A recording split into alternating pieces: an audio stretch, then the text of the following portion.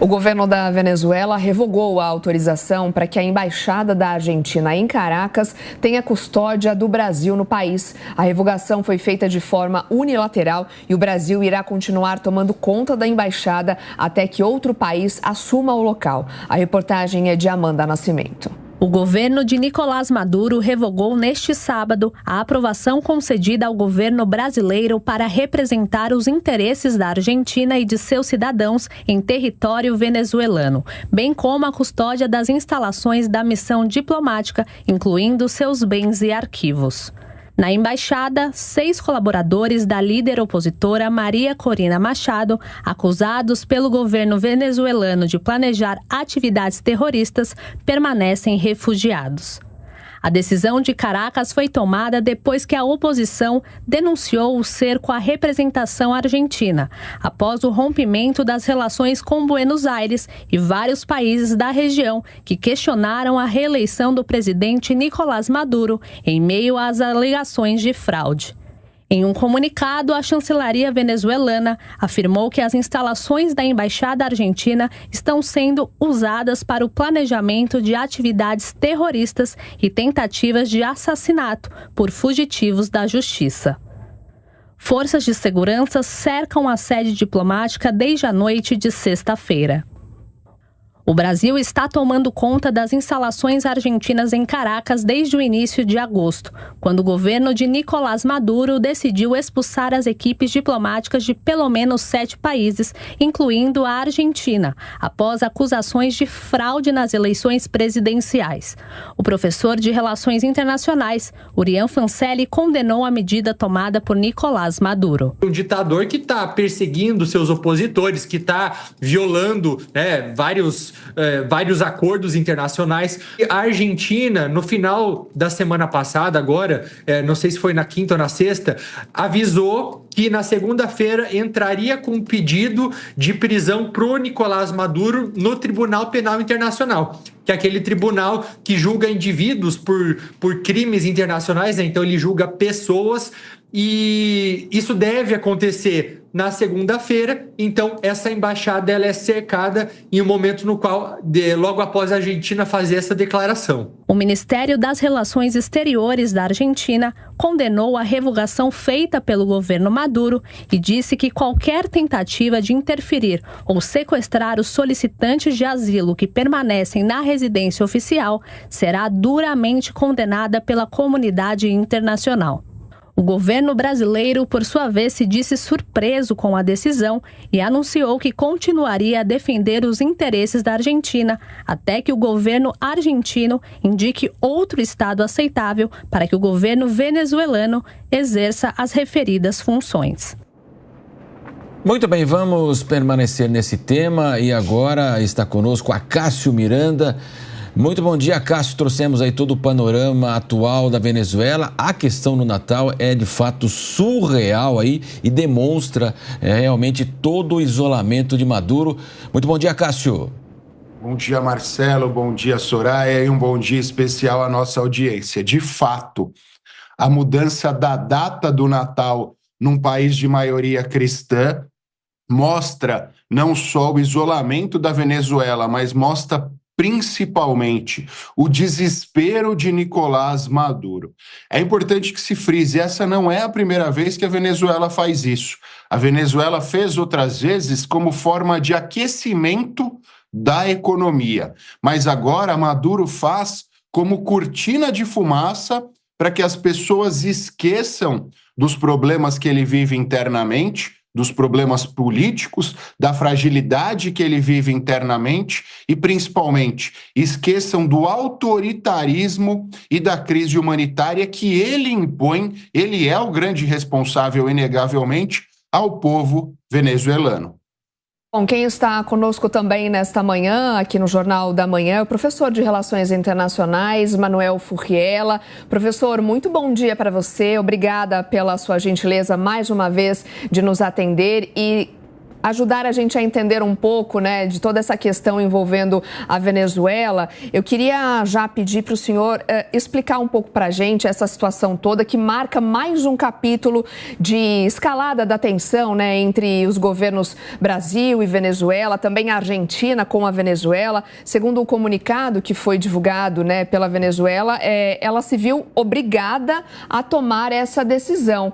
Foi mesmo obrigada? Queria que você explicasse também esse contexto que precisou que essa situação chegasse a esse ponto. Mais uma vez, bom dia.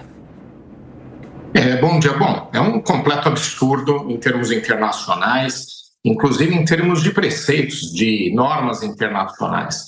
Então, o que alega o governo da Venezuela para desconsiderar ou solicitar que o Brasil retire essa representação que faz da Argentina, o argumento que é utilizado, ele serve de outra forma. O argumento é de que dentro da embaixada argentina, essa que está sendo administrada pelo Brasil, estariam sendo praticados atos pelos indivíduos que lá estão. Estima que são 6 os indivíduos venezuelanos que estão lá, né, asilados, né, então eles falam refúgio, mas não é refúgio, é asilo, a questão é política, asilados dentro da embaixada, estariam organizando atos atentatórios contra a integridade da Venezuela, contra a integridade física do Nicolás Maduro e por aí vai. Bom, primeiro que esse tipo de alegação a gente já sabe que não procede, eles não têm nem condições físicas e de articulação para fazer qualquer coisa dentro de uma embaixada que está isolada. Como a gente bem sabe, eles estão protegendo a si mesmos, a sua própria integridade física, né? Mas, de qualquer forma, mesmo que a gente partisse da suposição que algo nesse sentido tivesse sendo feito, não é dessa forma que se procede. O que se procede é que você, se quer desconstituir a representação de um outro Estado no seu território com a premissa de que atos ilegais como esses estariam sendo praticados, então é dessa forma que o governo da Venezuela deveria fazer um decreto de desconstituição de uma representação que coloque em risco a integridade física ou questões de Estado, e não retirar a representação de um outro Estado que está fazendo, às vezes, de um embaixador que foi expulso da Venezuela, que foi o caso do embaixador argentino. Então, até o formato está completamente errado. E está errado porque a gente sabe que os fatos não são verdadeiros. Então, se você parte de premissas que não são verdadeiras, você comete erros grosseiros em termos internacionais como este. Mas me preocupa também, e a gente já está percebendo, que há um reflexo sobre a relação que tem o Brasil com a Venezuela. Então não atinge somente a Argentina, que é o alvo principal, e é o alvo principal porque a Argentina está levando Nicolás Maduro ao Tribunal Penal Internacional, e por conta disso é que veio a reação. E isso me preocupa porque o Brasil é um dos únicos interlocutores democráticos com a Venezuela neste momento. E ele é necessário, junto com Colômbia e México, mas principalmente o próprio Brasil, para que se busque uma solução mediada para todo esse conflito. Então a gente está perdendo também o pouco que se tem de alguém que possa mediar a saída do conflito, já que o desgaste também recaiu sobre o Brasil, atingido por essa resolução irregular do governo venezuelano, da chancelaria, vejam só, da própria diplomacia daquele país. Agora, professor, bom dia. Muito se cobra também do Brasil desse protagonismo natural que ele teria na região, né? O país é o maior país, a maior economia aí da América Latina, evidentemente. Então, o senhor está colocando essa situação delicada que já envolve o Maduro. Ao que parece, o presidente Lula também busca um distanciamento, o Celso Amorim também. Então, é uma situação bastante complicada, mas o que fazer, professor? Bom, ótimo ponto seu. Veja só, o Brasil ficou numa situação aí de saia justa, né? Às vezes as decisões do governo brasileiro em termos internacionais envolvem questões como, por exemplo, da Ucrânia, né, do conflito israelenses e palestinos, que fogem um pouco, digamos assim, da nossa interlocução direta. E eu não estou desmerecendo o Brasil, não. O Brasil é uma potência regional, como você mencionou, é o país mais extenso, com mais população, maior economia, maior força militar de toda a América Latina de longe. Então a gente tem um papel internacional importante na nossa região, como outras potências regionais que a gente pode falar. Até porque potências mundiais são poucas, a principal, né, o principal são os Estados Unidos, a gente sabe bem. Então a gente tem sim um papel relevante. Agora, neste momento, é que a gente tem que usar essa nossa relevância para dar um encaminhamento a essa crise, né? O lado da mediação, que eu acho que, apesar das críticas que eu tenho ao governo brasileiro, por conta de ter reconhecido atos irregulares de Nicolás Maduro no passado, acho que o Brasil tem essa responsabilidade, né? O governo do Nicolás Maduro, a autocracia, a ditadura, ela foi sendo construída. Então, já no passado, as críticas tinham que vir. Agora começaram a vir essas críticas, mas já um pouco tarde. De qualquer forma, o lado de mediação nosso, ele está começando a se esgotar. A gente percebe que essas ferramentas, elas não estão gerando uma resolução, um encaminhamento da crise da Venezuela, esse lado de falar com todos os lados, essa capacidade que o Brasil tem, essa ainda interlocução que Celso Amorim tem pessoalmente com Nicolás Maduro, tudo isso está se perdendo e agora vai ter que entrar um outro encaminhamento. Eu acho que o Brasil agora vai ter que ser mais assertivo, mais resolutivo e vai ter que pressionar a Venezuela. Esse conjunto de absurdos sequenciais que estão sendo tomados lá, essas situações elas não podem perdurar. Então a potência regional, que é o Brasil, agora tem que agir. O lado da mediação acho que foi relevante, foi uma tentativa de encaminhamento, mas agora vai ter que mudar essa posição, inclusive porque nós fomos diretamente atingidos com essa última decisão envolvendo a Embaixada da Argentina. E lembrando aqui que o candidato da oposição, ele acabou de sair em asilo, saiu da Venezuela em asilo a caminho da Espanha, porque não havia garantia de sua proteção física. Então, é muito grave o que está acontecendo lá. Agora é um novo encaminhamento que o Brasil tem que ter em relação à sua postura, né, sobre a Venezuela. É uma questão de pressão, de chegar e apresentar uma situação onde o Brasil vai ser mais assertivo, né, porque é inaceitável o encaminhamento que está sendo dado lá. Agora, se o Brasil não tiver essa posição, quem sai desgastado somos nós. Até antes só de passar a vez para a pergunta do Acácio, ontem a gente comentou aqui também no Jornal da Manhã, né, Acácio, essa mudança no tom dos discursos feitos pelo presidente Lula, né, na semana passada ainda, ele acabou até se aproximando mais da realidade agora da Venezuela ao chamar Maduro ali de um comportamento a desejar. Talvez isso também possa ter levado esse posicionamento agora da Venezuela. Acácio pode responder também fazendo a pergunta para o professor.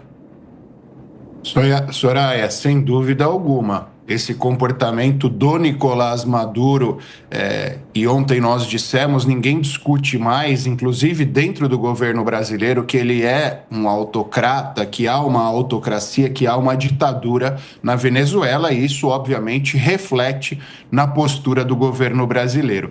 Eu vou aproveitar até o seu gancho e fazer uma pergunta para o professor Manuel Furriela, falando sobre as consequências em relação ao Nicolás Maduro, Manuel, porque nós temos falado muito sobre a situação do povo venezuelano, da relação governo brasileiro-Venezuela, mas o Nicolás Maduro, no caso de uma eventual queda, que a cada dia se avizinha mais, quais seriam as consequências jurídico-internacionais para ele? Ótimo ponto. Você tem dois encaminhamentos nesse tipo de situação, caso ele caia, e infelizmente eu acho que vai ser difícil com que isso aconteça, né? Há um sacrifício enorme sobre a população venezuelana, há um sacrifício em relação às relações internacionais do Estado venezuelano, veja só, se desgastando até para o Brasil, né? Um dos últimos países relevantes e democráticos a manter relação com eles, né? Então, isso tudo está sendo sacrificado em prol da manutenção de Nicolás Maduro no poder. E ele tem um núcleo de apoio, né? O principal interno é o das Forças Armadas, que ele é deselegante dizer aqui, mas ele corrompeu uma parte, né, desse grupo, que dá uma sustentação militar a ele, ou seja, é uma sustentação de imposição, é uma sustentação pela força, não é uma sustentação política.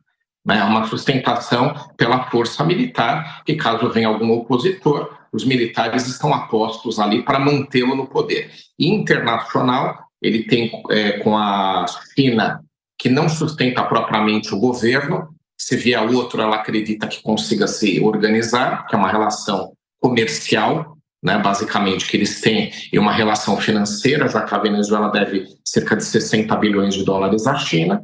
Há interesse geopolítico por parte da Rússia em afrontar os Estados Unidos, então ele tem essa sustentação, e direta, inclusive militar, de Cuba, né? Agora você tem algumas outras, como Irã, Coreia do Norte, mas com pouca relação direta com o que está acontecendo lá. Então ele tem um grupo de sustentação que, infelizmente, mesmo num governo com esse desgaste todo, acaba por conseguir pelo menos mantê-lo no poder, né?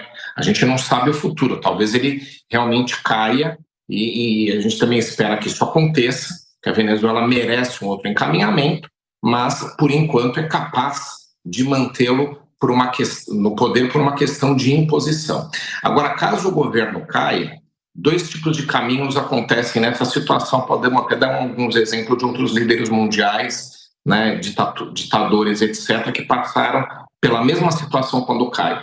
Ou é julgado por um tribunal próprio, criado dentro do país, porque geralmente não se leva ao sistema jurídico tradicional, lá instalado o julgamento de situações de relevância política como essa, então é criado, né, um tribunal de exceção, um tribunal específico, um tribunal ad hoc dentro da Venezuela. Isso aconteceu, por exemplo, no caso do Iraque, ou ele vai para um tribunal internacional, né? O TPI seria um bom encaminhamento, por quê? Porque julga justamente pessoas físicas, que é o caso dele, por crimes que tenham praticado contra a humanidade. Então, é uma série. Ele perseguiu líderes políticos, ele é responsável pelo massacre de populares em manifestações, tortura praticada em larga escala em presídios dentro daquele país e por aí vai. Então, tipificações de crimes contra a humanidade que pode ser levado para o Tribunal Penal Internacional.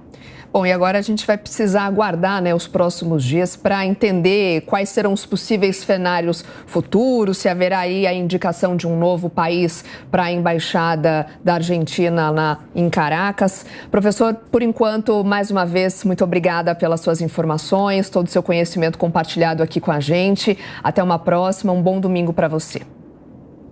Um ótimo domingo a todos. Obrigada.